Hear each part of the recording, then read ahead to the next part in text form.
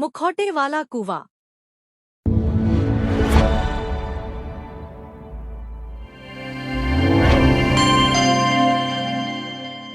बहुत समय पहले एक विशाल और सुंदर जंगल था जहां सभी जानवर मिलजुल कर रहते थे। उस जंगल में कालू नाम का एक कौवा रहता था। कालू बुद्धिमान था, लेकिन उसे एक बात हमेशा परेशान करती थी। उसे लगता था कि जंगल के दूसरे जानवर उसकी बातों पर उतना ध्यान नहीं देते जितना बड़े और सुंदर जानवरों की बातों पर देते हैं। धीरे धीरे यह बात उसके मन में घर कर गई और वह दूसरों से अपनी पहचान अलग बनाने के बारे में सोचने लगा। एक दिन जंगल के किनारे उसे एक पुराना रंग बिरंगा मुखौटा मिला। वह मुखौटा बहुत सुंदर था।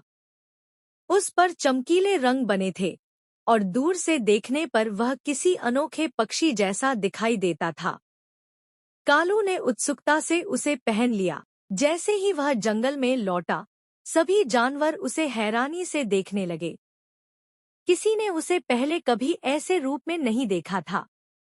अब जहां भी कालू जाता, जानवर उसके आसपास इकट्ठा हो जाते। वे उससे सवाल पूछते और उसकी बातों को ध्यान से सुनते। कालू को यह सब बहुत अच्छा लगने लगा। उसे महसूस हुआ कि अचानक उसकी इज्जत बढ़ गई है। धीरे धीरे वह यह भूलने लगा कि जानवर उसके विचारों की नहीं, बल्कि उसके मुखौटे की वजह से प्रभावित हो रहे थे। समय बीतता गया। कालू अब हर समय वही मुखौटा पहनकर रहने लगा। उसने अपने पुराने दोस्तों के साथ समय बिताना भी कम कर दिया। उसे डर था कि कहीं कोई उसकी असली पहचान न जान ले। जितना वह दूसरों की प्रशंसा सुनता, उतना ही वह अपने मुखौटे पर निर्भर होता चला गया। एक दिन जंगल में वार्षिक सभा आयोजित की गई। यह सभा बहुत महत्वपूर्ण थी, क्योंकि उस वर्ष बारिश कम हुई थी और सभी जानवरों को मिलकर पानी बचाने की योजना बनानी थी। सभा में जंगल के सभी बड़े और छोटे जीव उपस्थित थे। कालू भी अपने मुखौटे के साथ वहां पहुंचा। सभा के दौरान अचानक तेज हवा चलने लगी। पेड़ों की शाखाएं हिलने लगी और सूखे पत्ते चारों ओर उड़ने लगे। उसी समय एक तेज झोंके ने कालू के चेहरे से मुखौटा उड़ा दिया। मुखौटा हवा में घूमता हुआ दूर एक झाड़ी में जा गिरा। पूरे मैदान में सन्नाटा छा गया। सभी जानवरों ने देखा कि वह रहस्यमय पक्षी कोई और नहीं, बल्कि उनका पुराना साथी कालू कौवा ही था।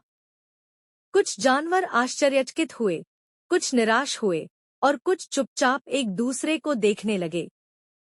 कालू का सिर शर्म से झुक गया। उसे लगा कि अब कोई उसकी बात नहीं सुनेगा। कुछ क्षणों तक किसी ने कुछ नहीं कहा। फिर जंगल के सबसे बूढ़े हाथी ने शांत स्वर में कहा कि किसी की असली कीमत उसके चेहरे, रंग या रूप से नहीं, बल्कि उसके विचारों और कर्मों से होती है।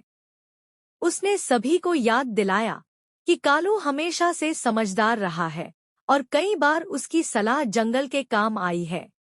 मुखौटा केवल एक दिखावा था, लेकिन उसकी बुद्धि और अनुभव वास्तविक थे। हाथी की बात सुनकर बाकी जानवरों ने भी सिर हिलाया। कालू को पहली बार समझ आया कि वह इतने समय से एक ऐसी चीज के पीछे भाग रहा था जो केवल थोड़ी देर के लिए लोगों का ध्यान खींच सकती थी।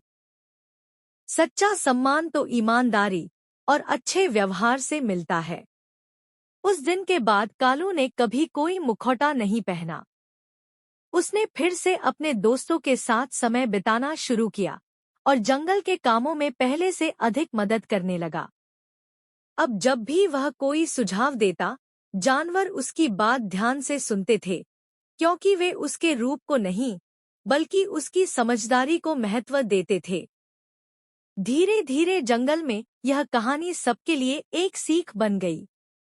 छोटे जानवर अपने बच्चों को बताते कि दिखावा कुछ समय के लिए लोगों को प्रभावित कर सकता है, लेकिन सच्चाई और अच्छे गुण ही हमेशा टिकते हैं।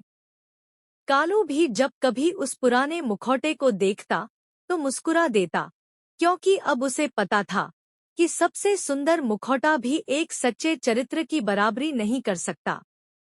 शिक्षा, दिखावे से मिलने वाला सम्मान थोड़े समय के लिए होता है, लेकिन सच्चाई, ईमानदारी और अच्छे कर्मों से मिलने वाला सम्मान हमेशा बना रहता है।